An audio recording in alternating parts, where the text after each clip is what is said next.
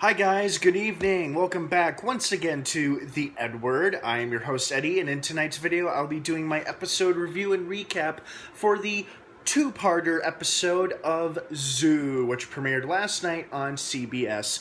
And before I proceed, of course, with my usual recap and review videos, if you are not caught up on Zoo, if you're behind on this episode or a couple of episodes, do not continue watching or listening to this video as it will be full of big spoilers, so you have been warned. That being said, bravo. Very well done. This was probably one of my favorite episodes of Zoo so far. You know, it was very exciting. It had a lot of human drama to it. It had human conflict. It wasn't just animal-human conflict. You know, we had we had a nice balance of conflict and action. You know, they both kind of leveled each other out. And, you know, this show has definitely been picking up in the last several episodes. It's really gotten much bigger, much more exciting. It was a little slow towards the middle there. The first two episodes were pretty good, and then between, like, episodes 4 and 8, it got a little slow. Still kept our interest. It was just a tad bit slower, unfortunately, than we had hoped it to be, but excuse me. But these last couple episodes have really been picking it up, and I'd have to definitely say kudos to this episode. This was, like I said, this was probably one of my favorite episodes so far. So our team escapes to Zambia, Africa. They go to Africa, and they go there to test out the theory as to whether or not the mother cell will cure the infected animals. And the only way to do that is through the leopard, because the leopard, for some reason, holds something in its genetic code which could reverse the spread of hyperaggression amongst all the animals throughout the world. But as our new friend Ray points out to Mitch, okay, if this cure does work, how are you going to affect all of the animals? How are you going to administer this cure to every single living animal all over the world? Like, every single animal. There are, like, millions, if not a billion different species of animals all over the world. How are you going to administer this cure to all of them? Well, Mitch points out we need to focus on creating the cure first and then figuring it out. And when they get there to Africa, of course, when they arrive, the airfield is deserted. Well, not necessarily deserted, but the slaughtered bodies of the men who were manning the place are found on the ground. Leopards. The leopards are hunting in groups now, and they've attacked the airfield. And it's, you know, pretty disconcerting, and they run into some locals who are fleeing their homes because of the recent leopard attacks, according to Abraham. Meanwhile, back in the States, Chloe is en route to be put into federal custody with the nasty FBI agent who captured her at the end of last week's episode. Unfortunately, they're ambushed by a couple of Raiden Global stooges. They kill the FBI agent and take Chloe hostage, and she finds herself in an unknown location in a creepy room. And sure enough, who should be there? It's the same creepy French guy who recruited her in the first place. Not Delavigne, not the black guy, her boss or her ex-boss, but the creepy French guy who recruited her way back earlier in the season. So now he is her captor and one of his stooges, and they want to know where the team is. Meanwhile, cut to the team, and they're currently on their way to their mission now is to capture a leopard, withdraw some blood, extract some blood, and then use the mother cell, combine it with that, and use that to create a little serum to infect a mutated animal. They're referring to them as a mutated animal with a defiant pupil, to see if that will cure the animals.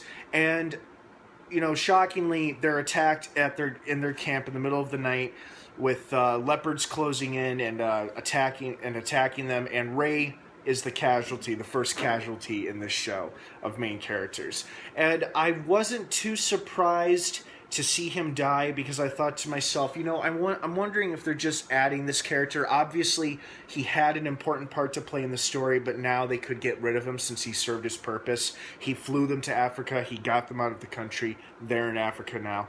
But at the same time, I'm wondering, like, maybe they just threw him in there just so they could have a character to get killed off nasty by some animals. And sure enough, that's what happens. Armed with only a tranquilizer gun, he's taken down by a leopard, and the leopards, start encircling our main characters. But Abe and Jackson, make some makeshift torches from the fire, and they scare the leopards away. And the four of them, Abraham, Jackson, Jamie, and Mitch, all take off. And they leave their campsite. And fortunately, before they escape, Jackson is able to break a light glow stick that Jamie had. One of those those instantaneous lights that you snap and it's glowing green. He breaks one, throws it at a leopard, and they're able to track the trail of green ooze so they can follow the leopard back to the leopard den in order to capture one of them, and so they can carry out their plan as to whether or not a cure could work. Meanwhile, back in the States, the guy keeps tormenting Chloe that they're going to torture her for information, and even though she's been trained to withstand interrogation and torture, she insists she has a strong spirit. And at first, when he opens up his little suitcase, you think, oh great, he's going for his nasty instruments of torture and things to inflict pain and injury upon her. But no, he pulls out a laptop, and I'm like, uh-oh. And Chloe kind of gives him a knowing look like, what are you doing? And sure enough, oh, this was creepy. They broadcast to the laptop live feed coming from her sister's apartment where one of the guy's men is there beating the hell out of her and just messing her all up and basically torturing the sister to torture Chloe. They don't physically hurt Chloe. Chloe's strapped to a chair so she can't fight back or defend herself, but she is forced to watch her sister get tortured by this other man in her apartment way in Paris, but she can see it on the laptop. And she even points out to her captor that her sister slept with her ex-fiance, and they basically ruined each other's relationship, so she might kind of enjoy this. And of course, she doesn't really mean that. She's just putting on a tough front. But the guy takes that into account, but still insists that she'll break eventually, because he said eventually everybody breaks, hits their breaking point. And, she basically watches this man torture her helpless sister, and it's really creepy and really sad because Chloe could tell them the truth, but if she was to tell them, it'd be over for her teammates. So they're in Africa. They track a leopard down. They track it to a leopard den, and they take one of the babies when the mother goes away. The rest of the leopards are out hunting, and they take one of the cute little cubs, little guy. Sorry. And they take the cub, and they head back to the river because they had crossed a river before where they had run into the locals who were fleeing the leopards. And surprise, surprise, the ferry that gets them across the river to the other end, the rope's been chewed off. And it's not even directly said which animal chewed the rope, but it's heavily implied it's crocodiles. Or leopards. It could have been the leopards, or hell, it could have been any African predator. But considering this rope and this ferry was right across the river, I'm betting it was crocodiles. So now the animals are beginning to work together outside of their own species, outside of their own little groups. They're starting to work together. So the crocodiles chewed the rope so the humans couldn't escape, and this forces our characters to take the long way back to a local hospital where they could test their cure theory, and the problem is they have to go through violent militant territory in order to do so. And as they're driving along, they are temporarily stopped by the militants. And, the militants are demanding to know if these guys are worth any money or if they have any money on them. And they're eyeing Jamie up and down like, yeah, sexy white lady, yeah. And meanwhile, they're unarmed. Our main characters are unarmed. They don't have a tranq gun. All they have are a couple of makeshift spears. But all these militants have their freaking machine guns. And while they're holding Jackson and Abe at gunpoint, Mitch suddenly gets an idea, and he takes the syringe and kind of jabs the cub with it. Not too hard, but he jabs the cub with it, and the cub's like, meow! And sure enough, the other leopards come to the rescue. Because at first I thought, oh, wow, that was convenient timing. Thank God, they're just talking about how we need a distraction. And sure enough, the leopards attack, kill most of the militants. This gives our main characters a chance, the diversion they were talking about, to escape. The militants are killed, and the leopards kill most of them, and some of them just run off. But our main characters get back in their Jeep and continue driving. And it turns out it wasn't convenient life-saving timing. It was Mitch, theorizing that the leopard yowling for its parents was he applied the whole lions calling each other long distance through howling to the same thing to the leopards. He applied it to the leopards, and sure enough, that's how the leopard pack attacked and found them, because the little leopard was yowling for help. So Mitch saved their lives. So good work, Mitch. That was smart. And cut back to Chloe. She finally cracks. Well, she doesn't finally crack, but after watching them brutally torture her sister, she's like, fine, they're in India. They went to India, to an area that was not infected by Raiden Global. And they're there trying to find an animal. And the guy's like, if you're lying to me, your sister dies. And, he steps out to make a phone call, and Chloe's desperately trying to figure out how to escape. Our characters get to the hospital, and of course it's being evacuated, and it's currently overrun with leopards and what looks like a couple of crocodiles, and there's a male lion kind of watching over everything on the roof, because we see crocodiles chewing on a dead orderly, and then we hear roaring, and the characters look up on the roof, and there's a lion. Oh, another reason to get to the hospital: during the leopard attack on the violent militants, Jackson got shot during the middle of it and now took a bullet to the chest, and now they have to get the bullet out of him, and he loses consciousness. So not only do they have to create their little cure right away, they need to get Jackson medical help. And unfortunately, the hospital is in such a state of chaos, they fortunately find a doctor who's willing to work on Jackson for 1 hour, because in 1 hour the last ambulance leaves, because the surviving medical staff and patients are escaping to another nearby hospital, since this one has been attacked by the leopards. And it's mostly the leopards, but with the crocodiles and the lion out there, of course, a lot of animals have probably attacked this place. And the doctor agrees to perform surgery on Jackson for 1 hour to get the bullet out at least. Meanwhile, Jamie and Mitchell go to one of the labs, one of their, I think he called it the what was the word he used? They go down to one of their science labs, and that's where they find some equipment where they can start synthesizing a cure. Meanwhile, back in the States, the captor returns to the room he's holding Chloe in and tells her, "You lied to me. There's nobody there. I checked all of the unscheduled flights. There's nobody there." She's like, "Well, they're fugitives, so they can't just check in on a regular flight." He's like, "Yeah, but I checked the other 3 unscheduled flights into India, and none of them matched your friends, so you're lying to me." And right as he's about to give the order to his, right before, he doesn't come back right away. His stooge remains behind to keep an eye on Chloe, and then somebody shoots him, kills him.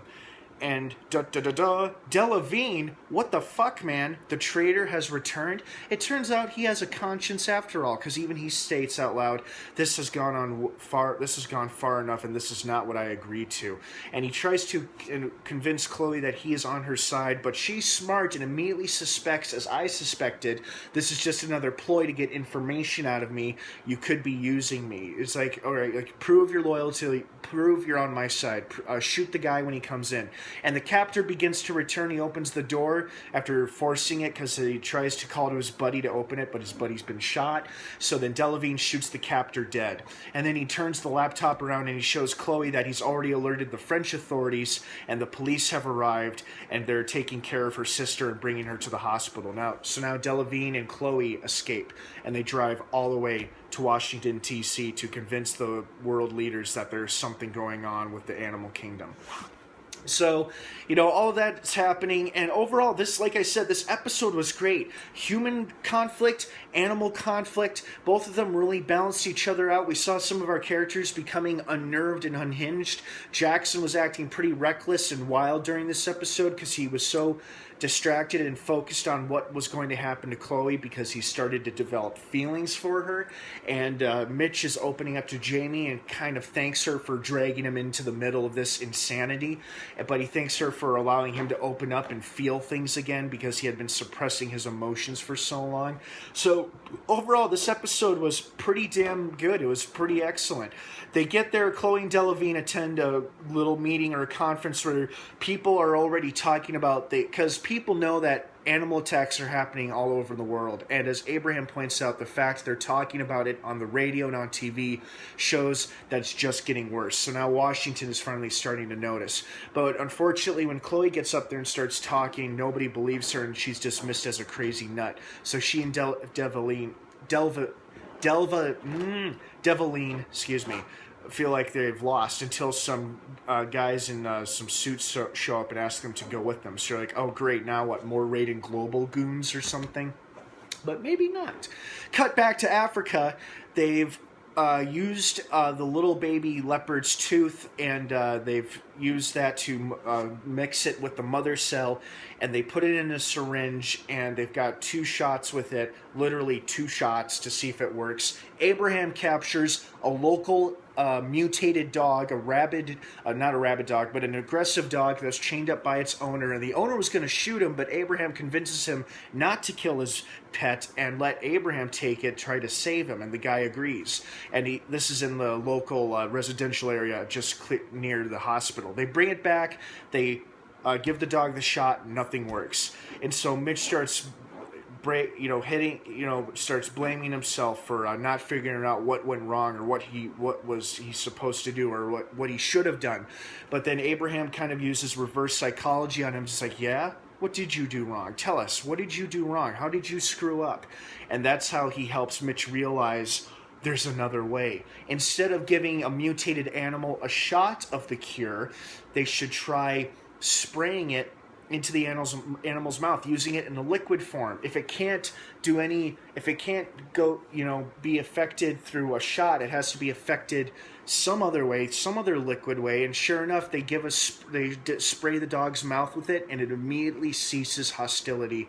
The dog goes back to normal, and it's a big win for our main characters. Meanwhile, while these guys are celebrating their creation of the cure, Jackson, who is waking up from surgery, has to protect these 3 kids from a leopard which has broken into their recovery room, killed the nurse, and now he's got to protect these 3 kids. Unfortunately, his friends show up and they help him get out of there. They save him. Abraham shows up with the double-barrel shotgun that the doctor had left him, because the doctor took off once he finished patching up Jackson. And so right as our characters are getting ready to leave, Jamie and Mitch find themselves cornered by a couple of leopards, and before they can do anything, pew, pew, pew, pew, the leopards are taken down, and who should enter? The U.S. Army! Woo! Or I don't know if it was the U.S. Army or the Marines, but it's definitely U.S. American troops who move in, and they clear our main characters out of the hospital. And they said, thanks to a French national, Chloe, they were able to locate the team and get them out of there, get them to safety. And now they promise to get them to Johannesburg to get them on a plane, which will get them to D.C., where it turns out Chloe and Delavine attracted the attention of an important woman whose team is also investigating the worldwide pandemic of hyper animal aggression, and she was like the only person who believed Chloe when she was up there trying to convince everybody what's really happening in the world. And she correlates with Chloe and assures her that her friends will not be treated as criminals but as heroes who probably saved the world if they indeed created a cure.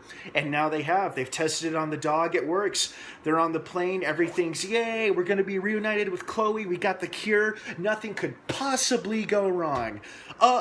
Right as Mitch and Jamie have their very first kiss, surprise, surprise, didn't see that coming. Well, not to sound like an arrogant ass, but I knew it was coming. I saw it from the very beginning in the first episode when they first introduced these characters to us, so I wasn't that surprised. All of a sudden, turbulence, the pilot comes on. Ladies and gentlemen, we're experiencing some course change because of some bizarre migration patterns from the birds in the area. And Mitch is like, they're not migration patterns. All of a sudden, the plane loses control and begins to descend rapidly, much quicker than expected. So you can bet your sweet Bippy that it's birds or bats or possibly both who have attacked the plane and forcing it to crash land before they can reach DC. And they don't even mention how far they are from DC. We don't know if they're above the ocean or if they're above or if they're still in African airspace. We don't know how far they actually made it before they were attacked by the bats or the birds who attacked them. So now, of course, everything is about to go to hell. And from the promos for next week's episode, which is the highly anticipated season finale, I think we're about to see some really serious shit go down.